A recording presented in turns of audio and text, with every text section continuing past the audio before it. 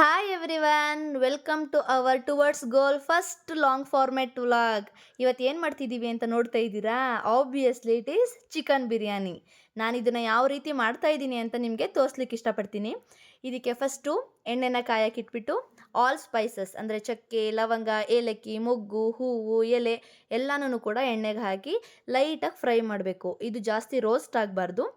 ಇದ್ರ ಜೊತೆಗೆ ಹಸಿಮೆಣ್ಸಿನ್ಕಾಯಿ ಮತ್ತು ಈರುಳ್ಳಿನ ಹಾಕಿ ಫ್ರೈ ಮಾಡಬೇಕು. ಬ್ರೌನಾಗಿ ಫ್ರೈ ಮಾಡಬೇಕು. ಬ್ರೌನ್ ಮೀನ್ಸ್ ಕಂಪ್ಲೀಟ್ ಬ್ರೌನ್ ಆಗಬಾರ್ದು, ಲಿಟ್ಲ್ ಬಿಟ್ ಗೋಲ್ಡನ್ ಬ್ರೌನ್ ಆಗಬೇಕು. ಆ್ಯಂಡ್ ಜಾಸ್ತಿನೂ ಕೂಡ ಬ್ರೌನ್ ಆಗಬಾರ್ದು, ಕಡಿಮೆನೂ ಕೂಡ ಬ್ರೌನ್ ಆಗ್ಬೋದು. ಒಂದು ಟ್ರಾನ್ಸ್ಪರೆಂಟ್ ಲೇಯರ್ ನಿಮಗೆ ಕಾಣಿಸ್ತಾ ಹೋಗುತ್ತಲ್ವಾ, ಆ ಥರ. ಅದ್ರ ಜೊತೆಗೆ ನಾವು ಚಿಕನನ್ನು ಕ್ಲೀನಾಗಿ ತೊಳ್ಕೊಂಡು ಎತ್ತಿಟ್ಕೋಬೇಕು. ಒಂದು 2-3 ಸಲ ತೊಳ್ಕೊಂಡ್ರೆ ಆ ರಾ ಫ್ರ್ಯಾಗ್ರೆನ್ಸ್ ಇರೋದಿಲ್ಲ. ಇದರಿಂದ ನಮ್ಮ ಚಿಕನ್ ಬಿರಿಯಾನಿ ತುಂಬಾ ಚೆನ್ನಾಗಿ ಬರುತ್ತೆ. ಇದಕ್ಕೆ ನಾವು ನೆಕ್ಸ್ಟು ಶುಂಠಿ ಬೆಳ್ಳುಳ್ಳಿ ಪೇಸ್ಟ್ನ ಹಾಕಿ ಫ್ರೈ ಮಾಡಬೇಕು. ಇದರಿಂದ ಫ್ರೈ ಹಾಕಿದ ತಕ್ಷಣ ಮನೆಯೆಲ್ಲ ಫುಲ್ ಘಮ ಘಮ ಘಮ ಅಂತ ಇರುತ್ತೆ. ನೆಕ್ಸ್ಟ್ ನಾವು ಇದಕ್ಕೆ ಟೊಮೆಟೊನ ಹಾಕ್ತೀವಿ. ಅದ್ರ ಜೊತೆಗೆ ಸ್ವಲ್ಪ ಟೊಮೆಟೊ ತುಂಬಾ ಸಾಫ್ಟಾಗಿ ಬರಬೇಕು. ಹಾಗಾಗಿ ಅದಕ್ಕೆ ಕಲ್ಲುಪ್ಪನ್ನ ಹಾಕಿದ್ದೀವಿ. ಕಲ್ಲುಪ್ಪು ಹಾಕಿದ್ಮೇಲೆ ತುಂಬ ಸಾಫ್ಟ್ ಆಗುತ್ತೆ. ಆ ಟೈಮಲ್ಲಿ ನಾವು ಅದಕ್ಕೆ ಚಿಕನ್ನ ವಾಶ್ ಮಾಡಿ ಎತ್ತಿಟ್ಕೊಂಡಿದ್ದೀವಿ. ಅದ್ರ ಜೊತೆಗೆ ಮಸಾಲ, ಚಿಕನ್ ಬಿರಿಯಾನಿ ಮಸಾಲ ಆ್ಯಡ್ ಮಾಡಿದ್ದೀನಿ. ಅದು ಯಾವ ಬಿರಿಯಾನಿ ಮಸಾಲ ಆ್ಯಡ್ ಮಾಡಿದ್ದೀನಿ ಅಂತ ನೀವು ಕಮೆಂಟಲ್ಲಿ ತಿಳಿಸಿ. ರೆಗ್ಯುಲರಾಗಿ ಅಡುಗೆ ಮಾಡೋರಿಗೆ ಇದು ಈಸಿಯಾಗಿ ಗೊತ್ತಾಗ್ಬಿಡುತ್ತೆ ಅದು ಯಾವ ಮಸಾಲ ನಾನು ಯೂಸ್ ಮಾಡಿದ್ದೀನಿ ಅಂತ. ಅದ್ರ ಜೊತೆ ಸ್ವಲ್ಪ ಗರಂ ಮಸಾಲ ಕೂಡ ಆ್ಯಡ್ ಮಾಡಬೇಕು. ನೆಕ್ಸ್ಟು ಚಿಕನ್ ಆ್ಯಡ್ ಮಾಡಿ ಚೆನ್ನಾಗಿ ತಿರುಗಿಸ್ಬೇಕು.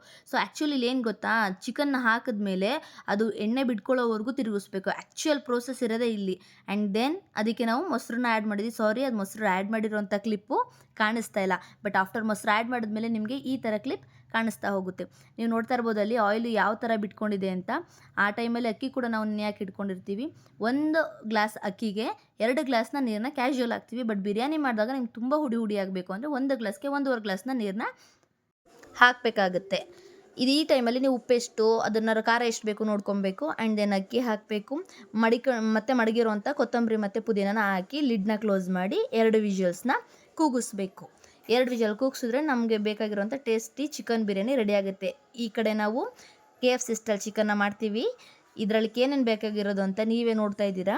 ಅದಕ್ಕೆ ಸ್ವಲ್ಪ ನಾವು ಸೋಡಾ, ಉಪ್ಪು, ಖಾರದ ಪುಡಿ, ಶುಂಠಿ ಬೆಳ್ಳುಳ್ಳಿ ಪೇಸ್ಟು, ನಿಂಬೆಹಣ್ಣು, ಮೊಟ್ಟೆ ಮತ್ತು ಬ್ಲ್ಯಾಕ್ ಸಾಲ್ಟ್ನ ಯೂಸ್ ಮಾಡ್ತಿದ್ದೀವಿ. ಇದಕ್ಕೆ ನಾವು ಆಲ್ರೆಡಿ ಒಂದು ಬೌಲ್ ತೊಗೊಂಡು ನಾನು ಹೇಳಿರೋಂಥ ಅಷ್ಟು ಐಟಮ್ನು ಕೂಡ ಹಾಕೋಬೇಕು. ಇದನ್ನು ನಾವು ಸ್ಕ್ವೀಸ್ ಮಾಡಿಕೊಂಡು ಅದರಲ್ಲಿ ಬರೀ ಲೆಮನ್ ಮಾತ್ರ ಹಾಕ್ಕೊಬೇಕು. ಲೆಮನ್ ರಸನ, ಈ ಪಲ್ಪು ಮತ್ತು ಆ ಬೀಜಗಳನ್ನ ತೆಗೆದು ಹಾಕಬೇಕು. ಇದು ವೀಕೆಂಡ್ ಅಲ್ಲ, ಎಲ್ಲ ಫ್ಯಾಮಿಲಿ ಫುಲ್ ಜೊತೆಯಾಗಿ ಆಟ ಆಡ್ಕೊಂಡು ಎಂಜಾಯ್ ಮಾಡಿಕೊಂಡು ನಾವು ಆಡ್ತಾಯಿದ್ವಿ.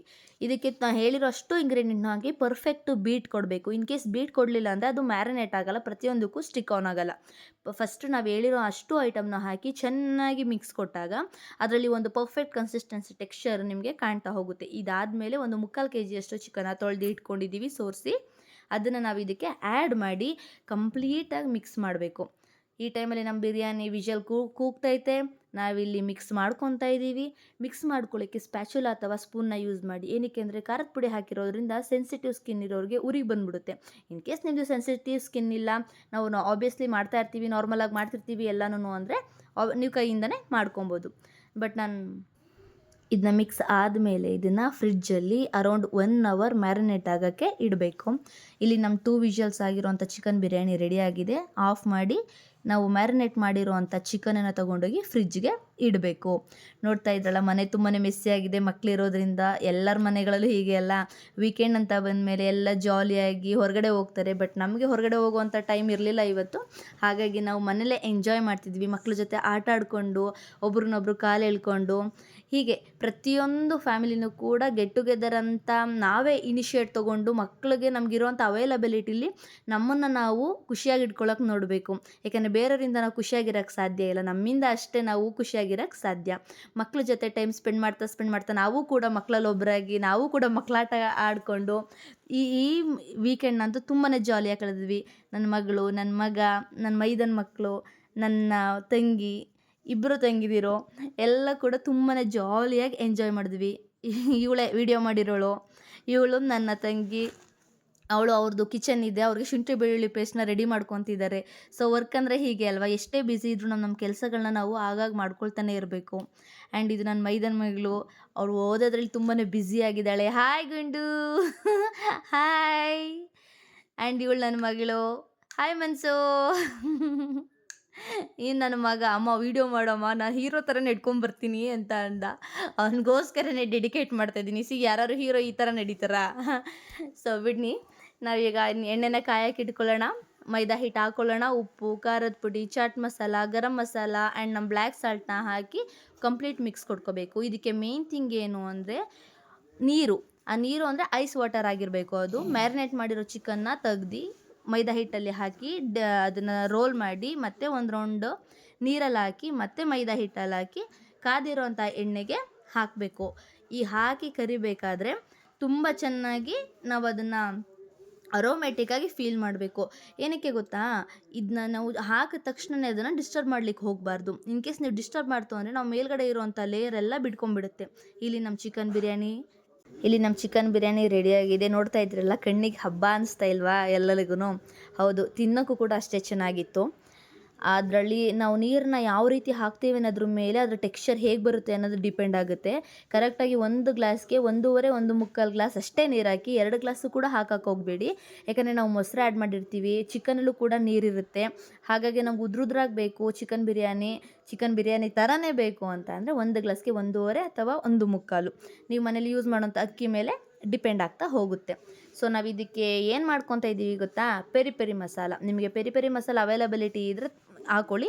ಇನ್ ಕೇಸ್ ಅವೈಲಬಿಲಿಟಿ ಇಲ್ಲ ಅಂದರೆ ಮನೆಯಲ್ಲೇ ನೀವು ಮಾಡ್ಕೊಬೋದು. ಅದಕ್ಕೆ ಬೇಕಾಗಿರೋಂಥ ಇಂಗ್ರೀಡಿಯೆಂಟ್ಸು: ಖಾರದ ಪುಡಿ, ಉಪ್ಪು, ಕಲ್ಲುಪ್ಪು, ಚಾಟ್ ಮಸಾಲ, ಪೆಪ್ಪರ್ ಇದ್ದರೆ ಪೆಪ್ಪರ್, ಸ್ವಲ್ಪ ಗರಂ ಮಸಾಲ ಹಾಕಿ ಫೈನ್ ಮಿಕ್ಸ್ ಕೊಡಿ.